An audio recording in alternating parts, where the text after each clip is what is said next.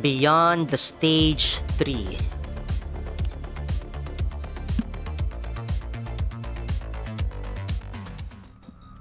It's been some time since the commander entered the Gerard Group building. Monsoon had agreed to check in regularly with Rosa's squad and 404. However, in the previous transmission, Kluke had mentioned that they would be going deeper underground with the commander. That meant a very high chance of losing contact with the surface. As such, she had asked Monsoon to be ready for any emergencies which might come up. Sure enough, several minutes after that transmission, both teams' signals had started growing weaker until they vanished entirely. What do we do now, Big Sis? We haven't heard back from the commander or the others yet, but we also need to be ready to evacuate at any time. Zowie, what's the status of the helicopter? Centaurace has touched down on the nearest satellite city helipad to the White Zone. The stealth camouflage has been applied. It's ready to go anytime. Well done, Jiangyu. How about your side of things? Well done, Jiangyu. How about your side of things? My bad. The engine is running. Once we pick up the commander, I'll get us to the airport at top speed. Understood. Looks like all we can do now is wait for Miss Groza and the others to contact us. But if we cannot pinpoint their locations, we cannot draw up a more concrete evacuation plan. I say we just dig up the entire area and drag up the commander and the others. You'd be surprised I'm pretty good at this kind of manual labor, pulling people out of underground mine shafts and all that. Lviv is being evacuated en masse. If we damage the surface, it might affect the withdrawal of the civilians. While ensuring the commander's safety is a high priority, we shouldn't be too aggressive when we don't have a clear picture of the situation. We're in a white zone after all. Causing too much of a disturbance will end up inconveniencing the commander. Fine. In that case, I'll just have to find them the old-fashioned way. Monsoon's squad continues discussing their plans for a while longer. After they are sure that there's no other option than to wait for the commander to contact them, they decide to go searching for her signal. Just then, Faye, who is both highly experienced and perceptive, notices that something is off. Wait a minute. This feeling, could it be... What's wrong? Earthquake! Everyone, get down! Just as Faye says that, a loud rumbling echoes up and down the hitherto peaceful street, and the ground beneath their feet shakes violently. The crowds on the street are knocked to their feet by the sudden tremor, and the entire area is instantly plunged into chaos. However, no fissures open up and no buildings collapse, contrary to Faye's expectations. As she emerges from the dust clouds thrown up by the quake, she realizes that the plants around them are suddenly growing at frenzied speeds. Countless cracks of varying sizes open up on the ground and plants burst forth in a verdant tide. Amidst tangles of thick vines, smaller branches squeeze out and form buds that open up into translucent, gem-like flowers. Said flowers are lovely and flawless, but they fill everyone who looks upon them with terror. They are the radioactive. Big Sis, I'm picking up a massive spike in ambient radiation levels. Something big is about to happen. I know these plants. They emit radiation depending on their surroundings. I saw them once during a rescue operation. The people we tried to rescue ended up...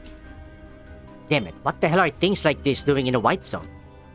Is this the real aim of that so-called Project Eden? Upon seeing the bizarre sights before them, the evacuating crowds begin fleeing madly in all directions. Then, as though the situation wasn't chaotic enough, even more fissures open up on the ground and several massive shapes emerge through them. Those are ELIDs. What are they doing here? I've got some on my side too. What should we do? Should we engage? Yeah, we don't have a choice. Everyone, Monsoon Squad will now enter combat. Our objective, eliminate all ELIDs. Help the civilians evacuate while ensuring our withdrawal route is clear. We need to make sure that we can all leave ASAP once the commander and the others come back.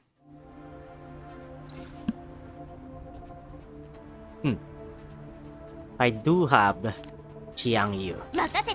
I do have Fei. But I don't have... Let's have Daiyan instead. Sorry, Zowie. You're gonna be taking on backseat. Let's go. Your support talent.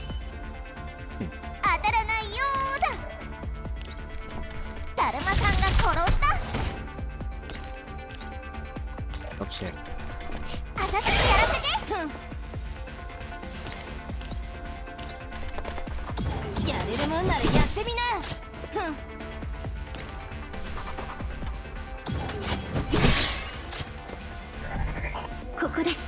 Okay. 横たわれば楽器、立てれば兵器。全軍万馬の勢いよご拝聴あれ。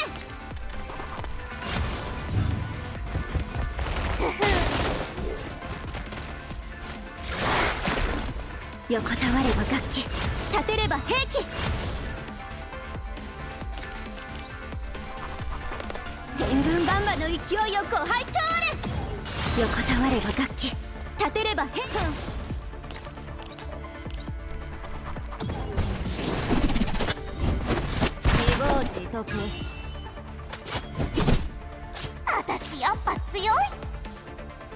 After clearing the threats from the surrounding area, Daiyan and Faye struggle to their feet.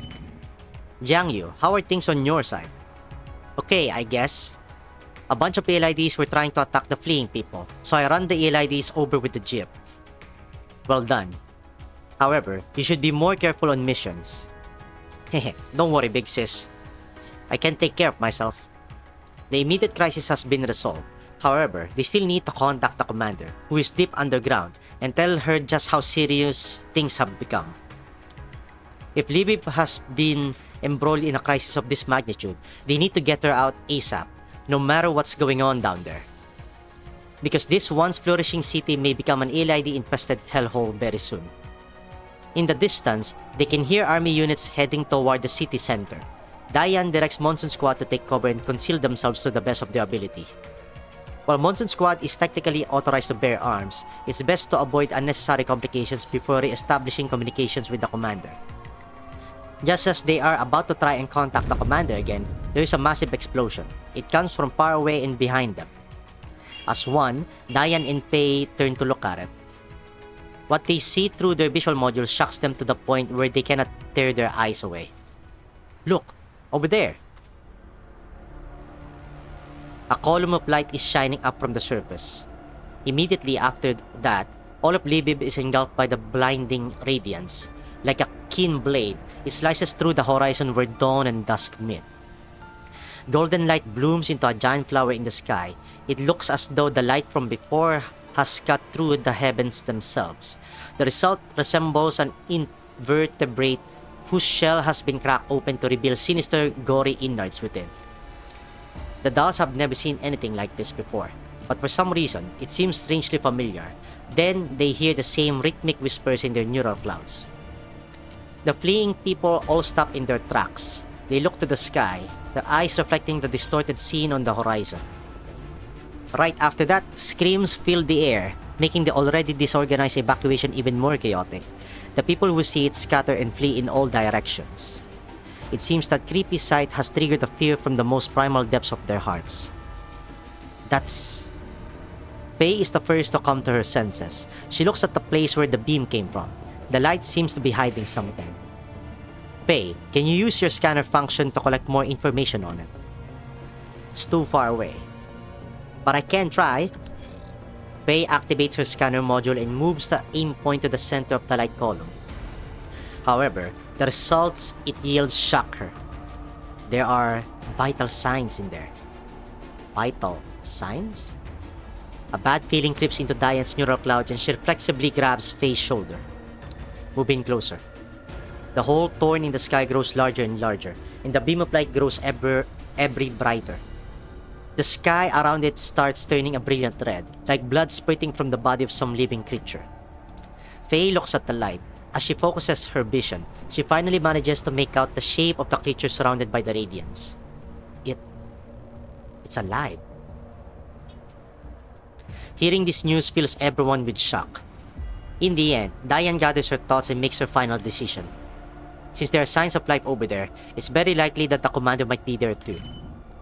Zowie, tell Centaurisi to keep the helicopter's engines running and ready for liftoff. Will do. Jiangyu, bring the vehicle over and follow us to the beam of light. Got it, big sis. We're going to bring Helena and the commander back.